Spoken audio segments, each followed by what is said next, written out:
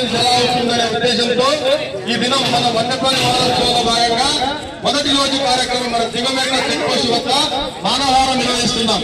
Main theme ఏంటంటే మనము జంతువులు అంటే మనుషులు జంతువులు ఏ రకంగా ఒకదాని మీద ఒకటి ఆధిపత్యం చెలాయించుకుంటున్నాయి అంటే ఒకదాని ఆవాసంలో ఒకటి. ఇప్పుడు మన ఆవాసంలోకి జంతువులు రావడం, జంతువుల ఆవాసంలోకి మనం వెళ్ళడం అనేది బాగా ఇబ్బందికరంగా ఉంది.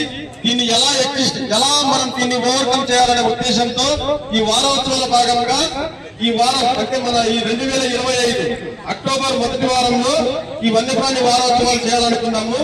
ఈ యొక్క మెయిన్ థీమ్ ఏంటంటే మానవులు జంతువుల మధ్య ఉన్న సంఘర్షణ. అలాగే ఎన్ఎస్డిఆర్ లో ప్లాస్టిక్ ఫ్రీ జోన్ చేయాలి, మనం ప్లాస్టిక్ ని అవాయిడ్ చేయాలి.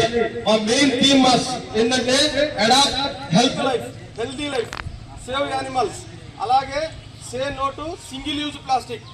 అంటే సింగిల్ యూజ్ ప్లాస్టిక్ ని వాడాలి అంటే ఒక్కసారి ప్లాస్టిక్ వాడిన తర్వాత ప్లాస్టిక్ ని అవాయిడ్ చేయాలి, వాడొద్దు. కంపల్సరీగా మీరు ప్లాస్టిక్ ని అవాయిడ్ చేసే మార్గాన్ని ఏర్పాటు చేసుకోవాలి. జూట్ బ్యాగ్స్ వాడాలి.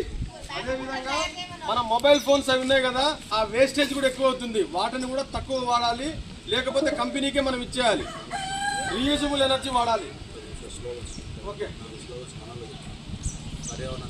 పర్యావరణాన్ని పరిరక్షిద్దాం, అటవీ జంతువులను కాపాడదాం. నేను పర్యావరణాన్ని పరిరక్షిద్దామని చెప్తే మీరు అటవీ జంతువులను కాపాడుదాం. పర్యావరణాన్ని పరిరక్షిద్దాం, అడవికి రాజు, ప్లాస్టిక్ ను నివారిద్దాం, ప్రత్యామ్నాయాన్ని వెతుకుతాం. ప్లాస్టిక్ ను నివారిద్దాం, జూట్ బ్యాగులను వాడదాం.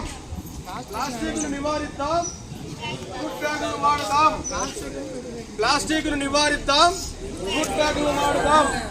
అడవికి రారాజు, ప్లాస్టిక్ వల్ల పర్యావరణం వేడెక్కుతుంది కాబట్టి ప్లాస్టిక్ ను నివారిద్దాం.